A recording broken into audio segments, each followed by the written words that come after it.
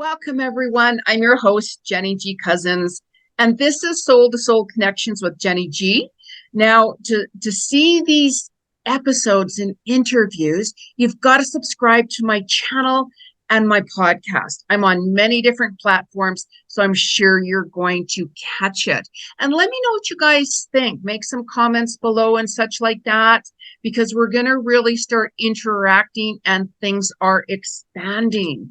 So you can catch me on all these different platforms. I'm not going to talk about myself. I'm going to be talking about my extraordinary guest today, and you're going to see why I have invited him on to interview him. So before I start asking him questions, I'm going to give you just a little bit of his background, and then we're going to talk. It's time to chat. So today, now I'm going to be speaking to Jack Morrigan. And Jack Morrigan was an atheist most of his life until a chance encounter with the spiritual teacher awakened him to his own presence in 2013. The following year, his Kundalini awakened during a lucid dream. After his near-death experience, his mind opened to other realms of consciousness via out-of-body experience, telepathic communication with deities, and sensing energies. He experienced a unification between his consciousness and the consciousness of our living world, and learned how to descend his energetic roots into the heart of Earth. Jack now supports people overcoming their disease with life and awaken to the support that has always been there via a membership group and one-on-one sessions and long-term transformative programs. So please welcome Jack Morrigan. Thank you, Jack, for taking the time to chat with me today. Hi, Jeni. Thank you so much for having me. It's a pleasure to be here. Of course. You're welcome. You're very welcome. So now I know that everyone's going to find you very interesting and extraordinary. And I know especially one person who is going through very similar experience that you're going on. So he's going to be really tuned in like everyone else, mind you. But okay, so now you were an atheist most of your life until you met a spiritual teacher back in 2013. What made you open up to spirituality?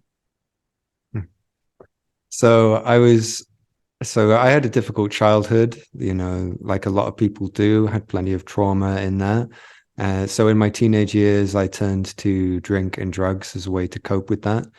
And in my 20s, that became more extreme. And I reached a point where I was just really tired with it all. The lows were outnumbering the highs, and I'd just had enough, really.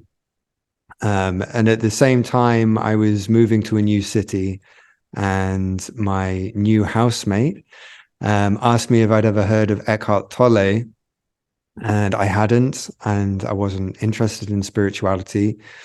But I was going through a lot of changes, so I was more open than I normally would be. And I thought, I'll look at one of his videos. So I just went on YouTube and I started looking at him. And it was as if I was having a psychedelic experience. I was completely sober, but I was looking at him and it was like everything else disappeared except for him. And he was just glowing with this light. And my mind went completely silent. It was as if I was being absorbed into something. And then shortly after that, I saw he had a video called How to Stop Thinking. And I thought, oh, I'll try to do that. And I tried to do it through the ways that I'd seen in movies. So I just sat on my bed and tried to meditate, but I knew nothing about meditation. But to my surprise, it worked. And I watched my thoughts and they slowed down and then they stopped completely. And in their place was just this vibrant presence, this light, which was so peaceful and beautiful. And it felt so fresh and new. It was like this filter had been taken away, and I was seeing life clearly for the first time in years. Mm. And I was in that state for about 20 minutes, maybe 30 minutes. And then my thoughts came back in, and I was thinking, like, whatever this is what I've been looking for all my life. I knew that Eckhart knew what this thing was. I had no idea what it was, but he used the word presence. So I was like, that sounds right, like, to what this thing is. And that was how it began for me.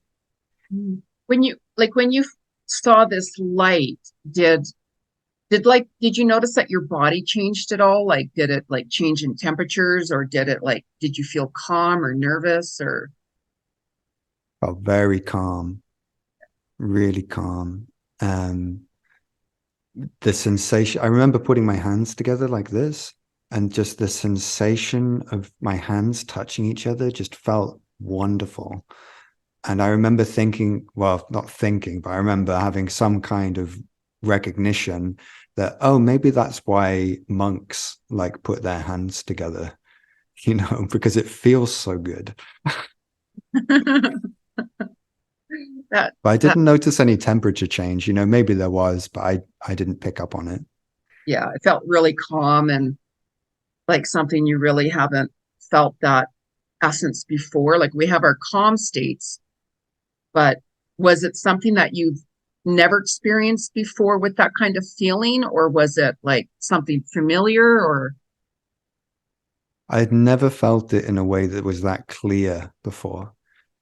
And while sober, I'd had some drug states which might have had a similar level of clarity of mind, where the substance that I was taking had made the thoughts in my mind very slow, or maybe even stop for a time.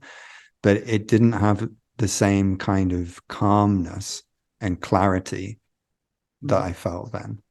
Yeah, and And sorry. there was like a visual component in that. The light that I had seen shining out of Eckhart was now shining out of everything. Like I remember looking at the walls in my room, and it's almost like a hologram shining. And there was just something very wonderful about that. Yeah, like that safe space, like you're Yeah. complete in that safe space, right? Yeah, like there just weren't any worries. Yeah, yeah. Because your Kundalini started to awaken during that time as well. So for the next 6 months or so, I was just dipping into Eckhart's teachings, and it felt very much like he was already there, and he was kind of holding my hand as I was taking my first steps into that place. That's what it felt like. And after about 6 months, I watched one of his videos, and he was talking about Ramana Maharshi, the Hindu saint, who was known all around the world during the 20th century. And he was talking with him about him in such high regard. I was like, okay, well, if Eckhart is helping me so much, then this guy must be able to help me even more. That was kind of the thinking of it. And so I Googled Ramana Maharshi. I found his tiny little book that he has called Nanya, which means who am I? And I read up about his practice of self-inquiry and what to do. And it's very simple. He was just like, whenever a thought arises, you inquire into who it is that it's referencing, and you'll realize that it's always referencing you. And then when you notice that, you follow the thought back to its point of origin as me. And then you ask yourself, well, who am I? Who is this me that the thought is referring to? Mm-hmm. And as he explains in the book, and as I experienced by practicing it, what that does is it turns your mind in on itself, and it stops externalizing what many people would call a false self, an egoic identity, and instead turns in on itself and looks at its own origin, which is turning toward the true self like who we truly are in our essence when we aren't thinking. So I'm someone who, when I get my teeth into something, I just go at it 100%. So when he said, watch every thought, I took that literally. So I watched every thought, and I did that very intensely for about a week, and unrelenting. Yeah. To the point where it would be carrying over into dreams as well. So even in dreams, I would notice myself thinking and do the same practice over and over and over again. And what it did was it created a very, very deep and stable sense of calm inside me. So I was being rewarded for this practice. I had no idea what the practice would actually do to me. I didn't know anything about Kundalini. All I knew was that enlightenment was a good thing and that this technique leads to it, so I'll do it. But what actually happened was, in a lucid dream, I was sat in front of a teacher who may have been Ramana Maharshi. I don't know. He did look like he was Indian. So he could have been, maybe it was somebody else. But he said a teaching to me. So in this dream, he said to me, feel the awareness in your left hand, feel the awareness in your right hand. The hands are different. So I felt that, I could feel that difference. And then he said, the awareness is one. And I could feel that too, that there is only one awareness that is aware of both of these hands. That recognition caused the whole dream to collapse in on itself. And I was in darkness. I won't go into loads of detail about this. I've mentioned it in other interviews, but basically I went through a tunnel of light similar to a near-death experience, eventually crossed over. In the darkness of the tunnel, I was filled with fear, and then I crossed over into the light, and it was pure ecstasy with no fear whatsoever once I finally crossed over. It was just an ocean of golden light that I found myself in. I returned back from that state, and I could feel that same ecstasy flowing up and down my spine like lightning. I was drenched in sweat, and my body was in a very strange posture. And eventually it calmed down, and I was exhausted, and I fell asleep. But following that experience, that's when everything really started to get wild. Yeah. I mean, I've had a few near-death experiences myself, and I mean, one was really profound, like standing in front of Christ myself, and as you were talking about, that's why I was asking, right? Like the sweating and the calmness, and then all of that. I can relate to that, like myself, and even these teachers standing in front of you. They're very real. It's not like a dream. It feels like a dream, but it's like that's really really happening. Like I can go on and on about that. Like that's why I wanted to have you on as well. So, Yeah, that, it's yeah, wonderful. yeah. And with so many people out there that are scared of passing, because I used to work on call at a hospice for many years. And of course, seeing many people pass every day. And I mean, like, it's sometimes nice for even families out there, other people who are sick and such like that, to hear somebody like yourself even talking about it, so they know that there's nothing to be scared of. Like once you were going down that tunnel and then you entered into that warmness of the light, it's experience, as you said, that it's something that you have to experience to really feel it. Yeah, and it's a really intense experience to go through. For me, it felt like my entire world was being taken away. It literally felt like I was dying on a really fundamental level. And that was scary and intense, but Yeah. it was fine also. It was fine in the end. It's like being born. You go through this very stressful, narrow place, but then you come out at the end of it. Then you're like, oh my God, where am I? Yeah. Yeah. No, that's wonderful. And um especially because you had mentioned that you had some addictions with drugs and alcohol and such like that.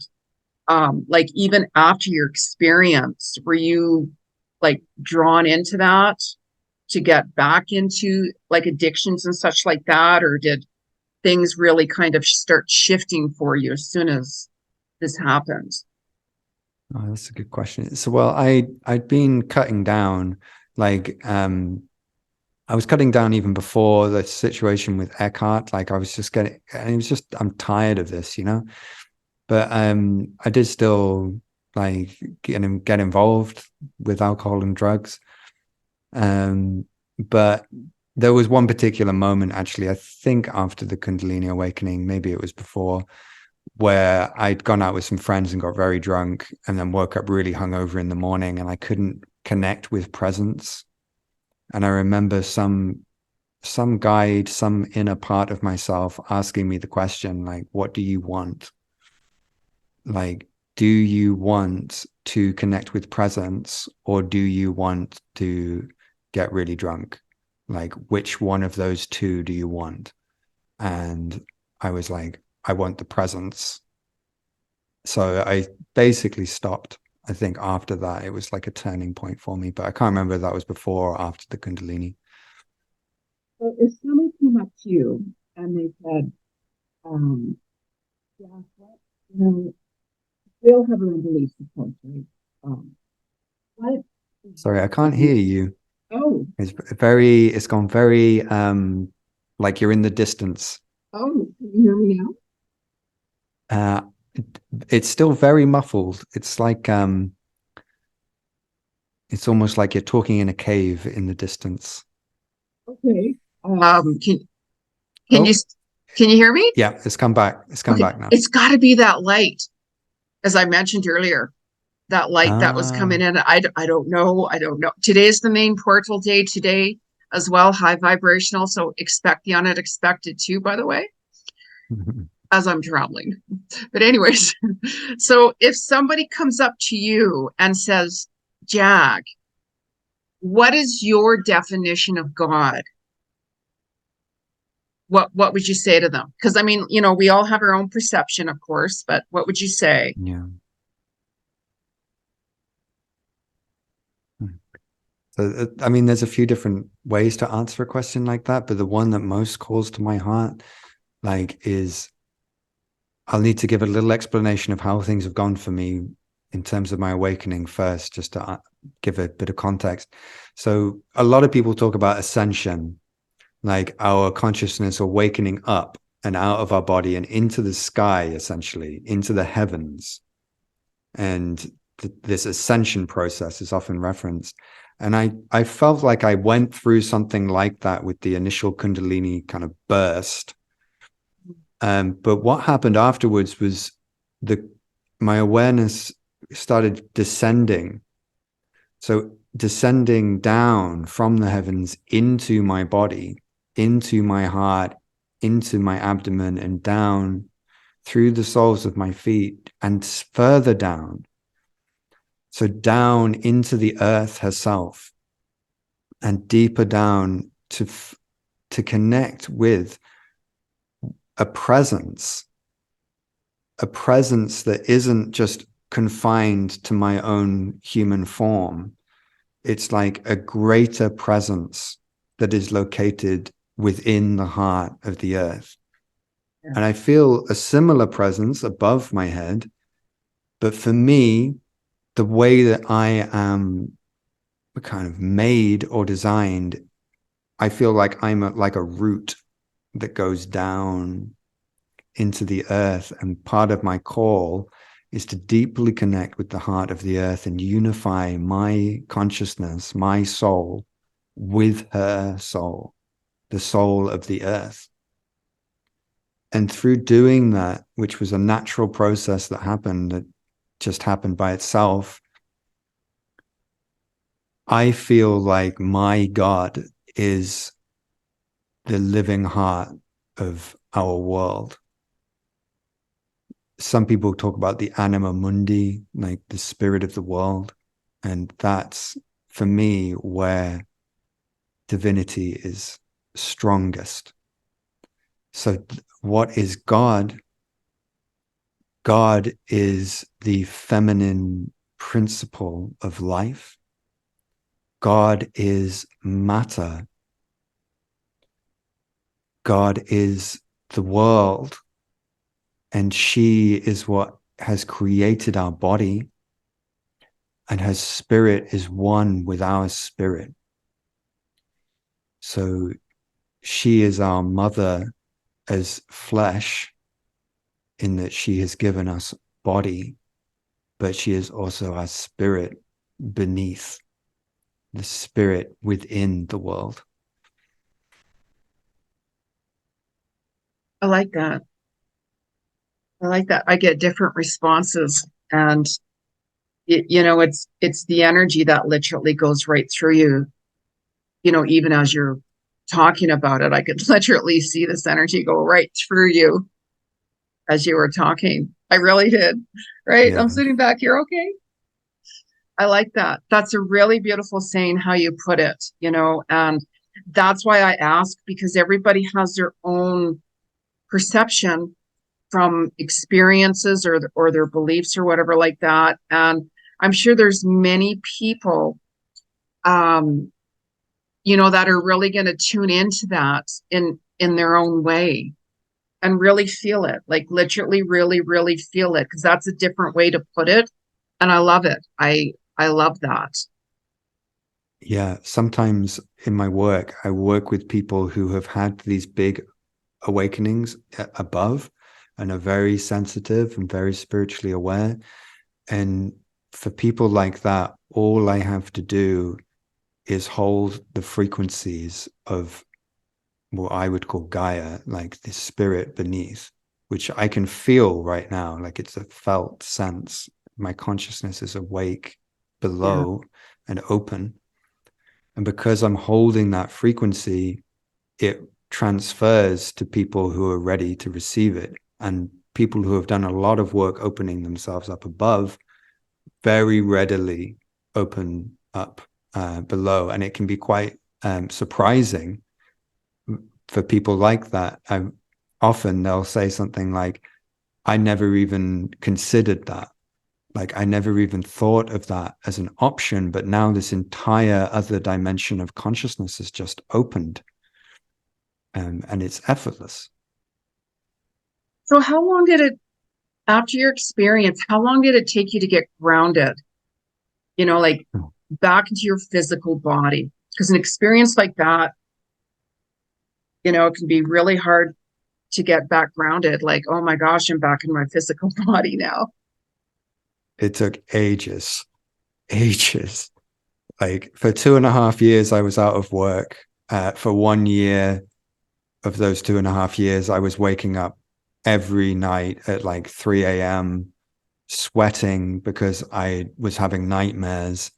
Because what had happened was the Kundalini was like, it just turned up the amplitude of the consciousness of my body, which meant that all of the things that I had been suppressing and hiding from within my body suddenly had a bright light shining on them.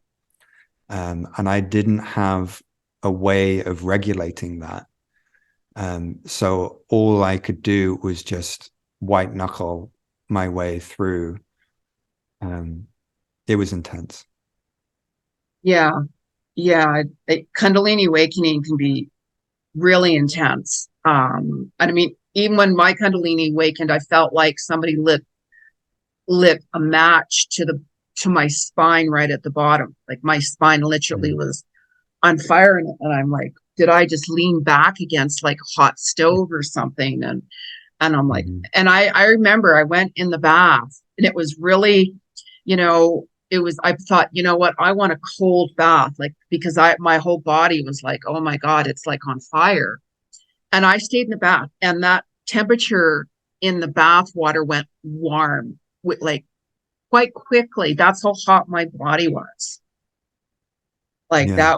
that was crazy intense. And I know a lot of people are really it can even take them into like that psychosis state of mind. I have Yeah. actually a client that I'm trying to help and work with, and his Kundalini, he, like it's really difficult for him to handle and work with.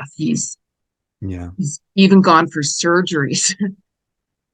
Um, It's that intense with him, without going into lots of details, right? So I know mhm. he's going to be one of the first people to watch this, right? Well, So if what somebody's, I yeah, so first of all, like I was really surprised at how physical awakening can be, and I feel like that's what you're describing as well. And I some schools of spirituality don't really talk about that, and I think that that's a problem, because people are going into these practices and not knowing the kind of impact that it can have on their life.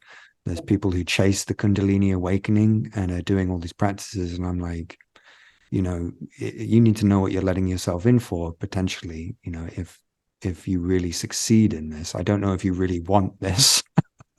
yeah, because I remember one time I was in like a meditation group, and some guy out of the blue comes running into the center, like panicking. And he was like, my Kundalini just awoken. And he was screaming. And I'm like, well, this is the right group to be in. But, it was really intense. He didn't know who we were. He didn't know where he was. But that force, brought him into our group. And it was like a large gathering, right? Like he Mm, was like just a mess. It was like he was like on 100 million different drugs, and he couldn't handle it. So that Kundalini is very powerful, like very powerful. And you have people like, oh, I want to get this going, my Kundalini. I'm like, you don't understand. You really don't know to the extent, like what can yeah. happen with that. So what would you say to somebody if they're like, yeah, oh my God, like my Kundalini just like awoken, or it's awakening. Like, what do I Mhm. do? How can I handle this? Like, what would you say to Yeah. them as like advice or something? So rather than going to advice, like what I'm doing right now is I'm holding a grounded frequency of consciousness. So there is a form of awakening that goes up, and a lot of people awaken in that way with their Kundalini, and it can be really destabilizing and overwhelming.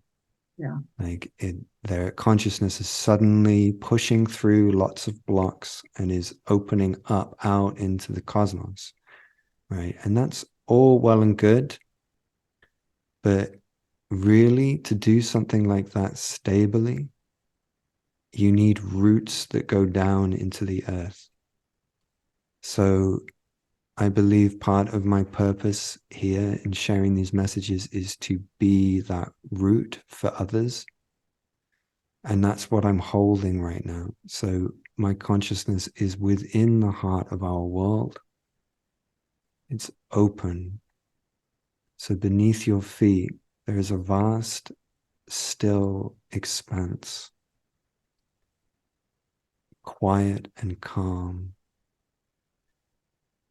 grounded and still. You can allow yourself to rest in that place. And it's beneath your feet, it's down. You can invite your body to relax into a downward movement of consciousness. What you may feel is that your downward movement is met by an upward movement. So that the earth herself is reaching up to you as you are reaching down to her, almost like you're putting your hand inside the earth and she is lifting her hand up and she's holding your hand. And you can just rest in that place. So I invite you to see how this feels for you, what I'm sharing here. If it resonates, then you can come back to this to me saying this. And what's important is the frequencies of energy that I'm holding. And you can allow your body to be held by those same frequencies. Because it can be really intense, right? You know, for some people, of course, you know. So now after your like awakening and such like that, and you're near death and experiencing that, how did your family and friends react? Because I mean I know myself, it's you walk alone pretty much into the unknown. How did they react to you? Like, I'm sure everything of course changed. And Yeah, I mean, I don't have a very good relationship with my family, with most of my family members. Like, I talk a little bit to one of my brothers. I've got two older brothers and an older sister. I don't really talk to one of the brothers and my sister, but my older brother, like he's not interested in any of this. And the tiny bits that I've shared, it's kind of like it's hit a wall, and it's like, okay, well, I can't really talk to him about any of this. My mum, like I was living with her for 2.5 years when all of this was happening. And she's the person in my life who I have the most difficulty with, like the most tension with. Mm, it's strange because she's a Christian and it takes that pretty seriously, she's kind of lighthearted as well, but like she's definitely a Christian, like she really is into that. And I was being taught by a Christian mystic for 5 years. But she never really acknowledged that. I don't know, there's some strange things going on with her where she can't see me, and the fact that I was going through this mystical transformation, which is actually in line with the mystics of her own faith. It's like she was blind to it. I had one really good friend who I've known since I was maybe 5 years old and I'm still in touch with now. And he was great. Like he was just really open-minded. I was having all these weird experiences and channeling and everything. And I channeled to him and he just took it in his stride. So I'm really grateful to him. Thank you, Jake. I can relate. I can relate to that. And I also know that you started speaking a different language Yeah. for months. Like what language was that? And like how did that happen? So I didn't know what it was. I would just say these words and they didn't sound like anything I'd ever heard anybody say before, but they made me feel relaxed and calm. And I noticed that I would say them if I was stressed, especially, like it would just start coming through, like that would calm me down. It wasn't until I went to Sicily a year ago, and I went to Mount Etna to perform a ritual. And it was actually on Halloween, Samhain, when I went up the mountain in the end. And I went to do this ritual, and instinctively I started speaking that same language into the volcano. I filmed myself doing this ritual and I sent the video of it to a friend of mine. And she was like, "Oh, I know the language that you're speaking." And she sent me a link to a video. It was a YouTube video of a guy. I was shocked because I listened to this video and I was like, what? This guy is saying this, he's speaking in the same way. Like, how is that possible? And the video was called Dragon Light Language. Mm. And then the penny dropped that I had just gone up an active volcano on one of the days of the year where the veil is thinnest and performed a ritual speaking dragon light language into the volcano. Shortly after that, a number of different dragons started to connect with me, and it was a major change in my life. Wow. Do you have dragon in your chart, like in your zodiac chart? your What would Chinese dragon? zodiac. Oh, Um, I don't know my Chinese zodiac. oh, okay, you should look it up. Look at the year. Like I'm a double fire horse. Like I'm a like double the fire myself. So I'm just curious. Like go by your year, like the year you were born in the month, and just say Chinese zodiac for year 19, whatever year it is, and then it will show you what animal you are. And you should look into it. You might have the dragon in you. Because that was actually one of my I questions was the dragon, because I know you're very connected with dragons. Well, do you have like a Yeah, I met dragon some. tattoo? Yeah. No, have a friend who's a tattoo artist, and we were talking about me getting a dragon tattoo.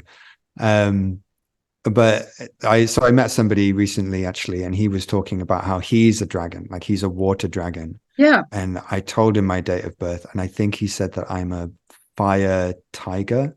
Okay. Yeah. I think something like that. Yeah. But I have a Tiger. lot of Scorpio in my chart, like, and I think Yeah. Scorpio is No, probably related to not dragons. surprised. Like huge transformation, death, Scorpio, right? Yeah, yeah, that's my life.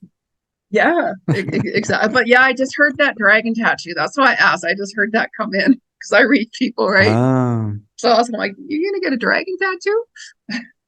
yeah. I mean, it's on the cards for sure. I think they'd appreciate it. I went on a night out recently, actually, and the reason I don't normally go out like to clubs, but the reason I went was because the night was called Mystic Rose, and the Yes. work that I do is connected to the rose. And I saw that one of the dance floors was named the Dragon Floor, and I was like, okay, they're calling me to this. And all night I saw somebody with dragon just tattooed across their back, and somebody else had a dragon like tattooed on their back, and it was like, okay, hi guys. I'm the volcano guy. Yeah, That remember me. yeah, I mean, like that's very powerful, like volcanoes and the fire, Yeah. dragon. And I'm very connected with the volcanoes too. So um, yeah, I Magical places. yes, yeah, I was on the Big Island and very, very cool. So now if somebody had like addictions, right? Because I know, of course, you struggled with, like I believe we all have addictions one way or another, regardless of what.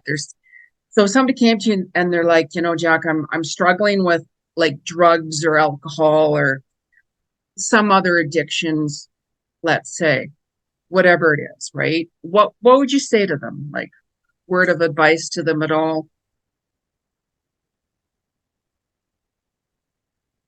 So in a situation like that, the first thing that I'd be doing is listening really deeply.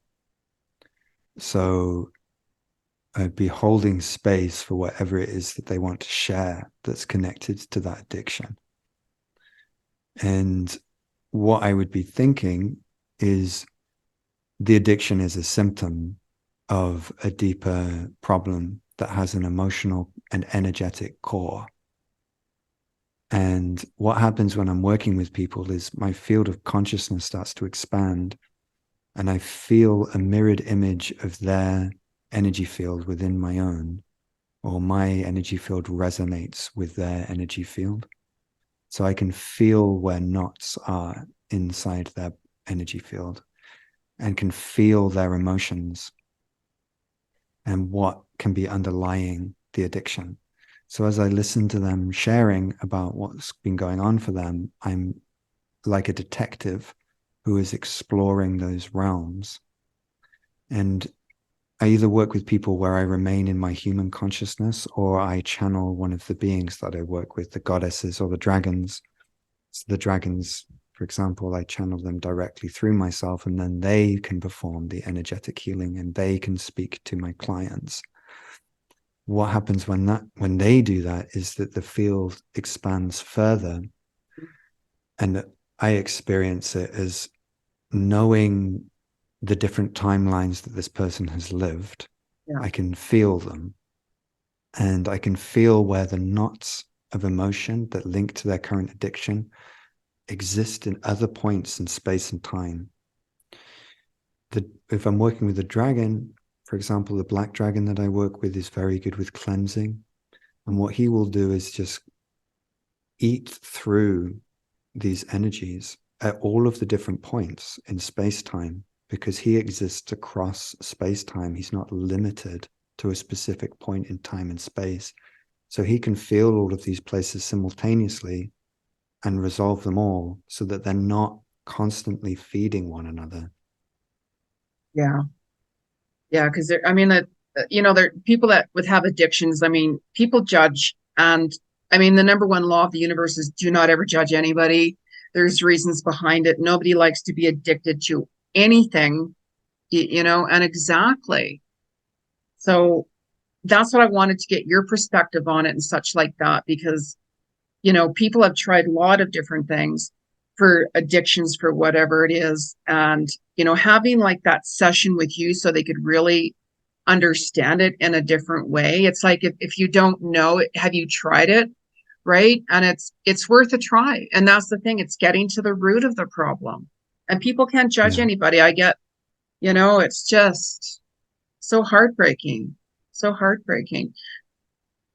So now, I've how had does that this? before with a client who was, I wouldn't say she was an alcoholic, but she was definitely alcohol dependent and drinking a lot.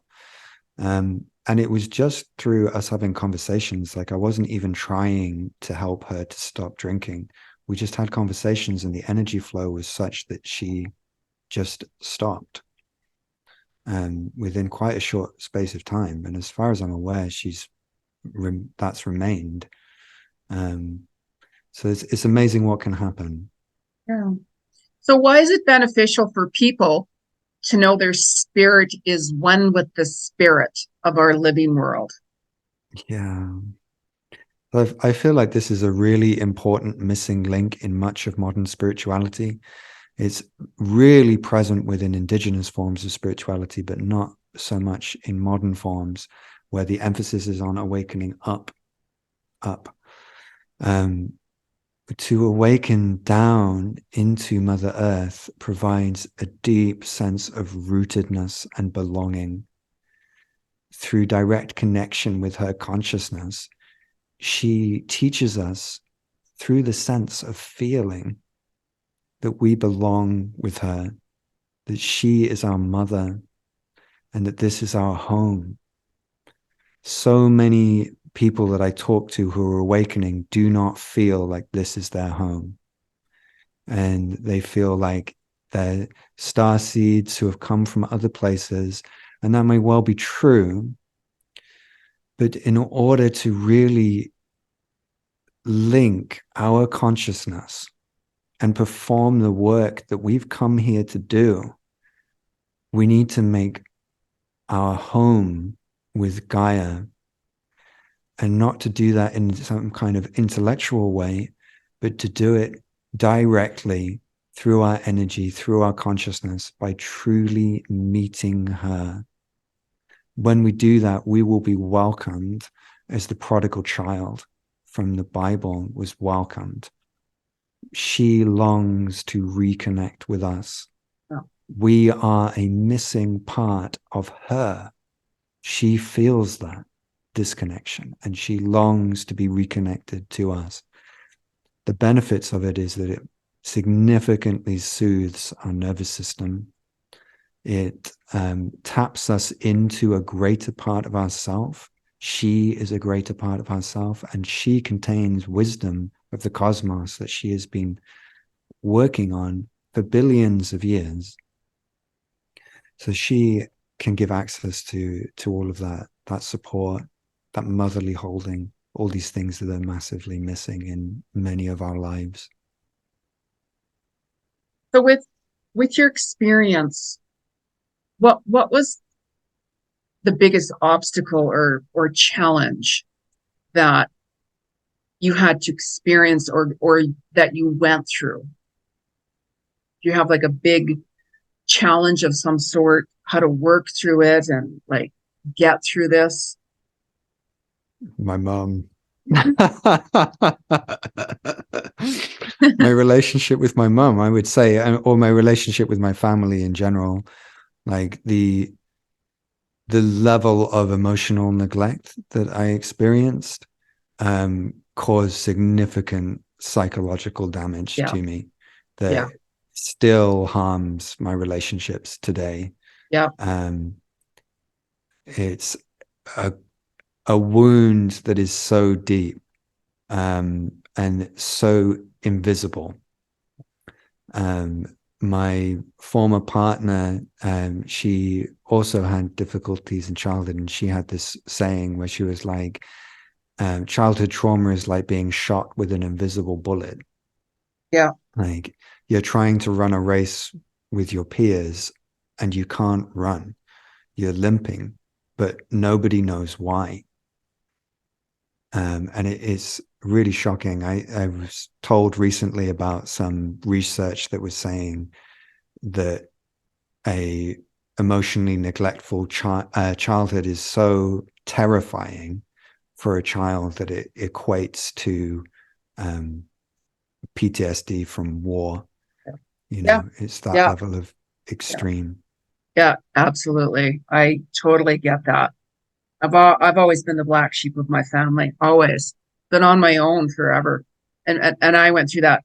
People thought that I was becoming a monk for many, many years, Mm. and it's when we go through those experiences, I find that we can really transform, and it brings out our natural abilities more spiritually, because it's like, even whenever I work with people and such like that, no matter what they've been through, I've been there, and I know exactly what it's like, walk the walk and talk the talk, and also know how to bring them out of that and through that situation. There's so many lost people in this world. So now, if you could if you could change anything, like absolutely anything in this world, what would it be and why? I mean, we could talk for forever, for the rest of our Mm. lives about that one, but That's really interesting. Okay. Um, so the simple and direct answer to that would be, I wish that people would awaken to the realization that their consciousness and the consciousness of our living world are one and the same, and to feel that directly, to know that directly, and to experience their union with Gaia, to know that they are home. And for this to happen to the most troubled and most powerful people in our world, so that they relinquish the need to attempt to regain that connection through loads of really unconscious and destructive ways, creating war like we're experiencing at the moment. yeah. That's the most direct answer. However, the less direct answer to that question is, let me answer it this way. Okay. So everything is unfolding perfectly. So there is a level where no change is required because everything is as it needs to be. I once had a past life regression where I remembered that I was a Celtic priestess and that I was the leader of my community, and that the decisions that I made had massive impacts on my people who I knew and loved. And I remember when the Romans were invading, and that I had to make a decision about that could lead to the death of all of my people. And I chose to sacrifice myself. I gave myself to the Romans in the hope that that would appease them. They did kill me. And as I was dying, I felt a deep sadness because I thought that all of the people who had entrusted me with their lives were all soon going to experience the same fate that I was experiencing. And that filled my heart with such sadness. But as I was dying, the spirit of Gaia returned to me. And I remembered with total clarity that I am Gaia. I am this living world. And so are the Romans, and so are all the people of my tribe. And that what we are is Gaia's own evolution. Everything that we are living through is her evolution. So whether we live or die suffer or don't, it is all for her. And she is the greater part of who we are. So I had complete acceptance of everything that was happening and total peace. Yeah. So the reason I say that is no matter what is happening around the world, this is all for her. This is our offering, our sacrifice, and our gift to our most beloved mother. And she receives that. Wow. I love that. That's really nice and very fitting, like very, very fitting, especially right now. So if somebody wanted to like find you and to book an appointment with you or discover, I mean, I could talk to you for hours, right? Yeah. But if somebody wanted to say, okay, where can I find Jack? How can I connect with him or take any of his classes or one-on-one? What's the best way for somebody to contact you? So if they go to my website, which is myrisingrose.com, then they can read up about the membership group that I do every week. I do channelings in that group of the goddesses and the dragons of the rising rose. And we've got a lovely little community there that support each other. And I'm not put up on a pedestal in this group. Like we have some specific sessions where all of us share about what's going on in our lives, including me, about the ups and downs. Like I really don't want to create that kind of pedestal environment. So we're all on the same level. You can also book in for one-on-one sessions, either with me personally or with me channeling the goddesses or the dragons for you. Those are really beautiful, powerful sessions. And I also do long-term transformational programs. Nice. But so the website and also social media. So Facebook is the best way. But I'm also on Instagram and YouTube. And I mean, we're going to put these links below. So, you guys can see those links as well for Jack. And I want to thank you, Jack, for taking the time to chat with me today. I mean, we could go on and on and on and on very easily, right? And, maybe we can come back and do a live session and people can start asking you questions as well. So I'd love that. if anybody out there would also like to see Jack go live and let's talk to Jack and ask him some questions and such like that, let me know, like write it down in the comments below because you never know what I have planned. And Jack, I want to thank you again for coming on. It was a delight. And, to get your information and like your guidance and wisdom and experience, it's really going to help a lot of people understand and feel more comfortable to really open up, because I find there's people that have had experiences as well and they're too scared to talk about it, and whenever they're like, that they get it or they understand it, they'll gravitate towards you and they'll feel that safe, comfortable spot to really open up more.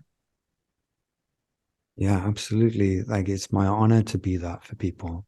I went through such a difficult time myself, to be able to support other people as they're going through it and to see them calm down over time, like their nervous system calm down and their quality of life start to improve and their awakenings become even deeper.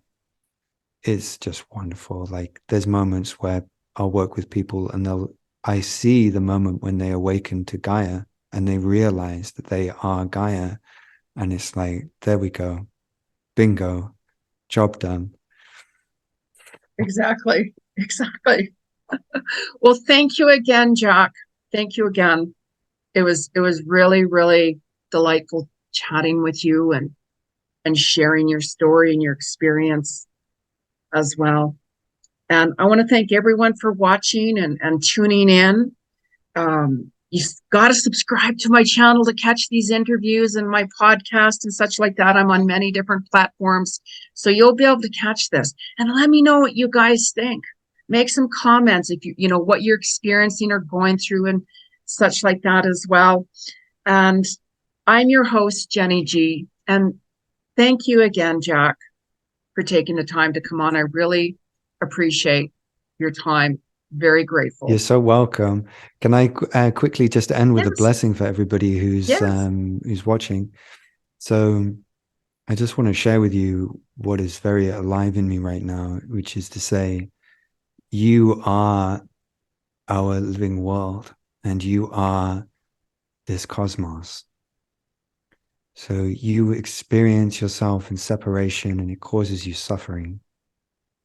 But that isn't the truth. It's just an idea that we've been taught to believe over many, many years. But the cloud of that belief is coming undone and the light is starting to shine. And we as human beings are remembering our place in this living cosmos. So allow yourself to remember, relax, and know that you are not alone as you walk home. That's beautiful. That's beautiful. Thank you, Jack. Thank you. So welcome. Thanks for having me. Oh, of course. Of course. And thanks again, everyone. I'm your host, Jeni G. And make sure you tune in for the next episode and interview on Soul to Soul Connections with Jeni G.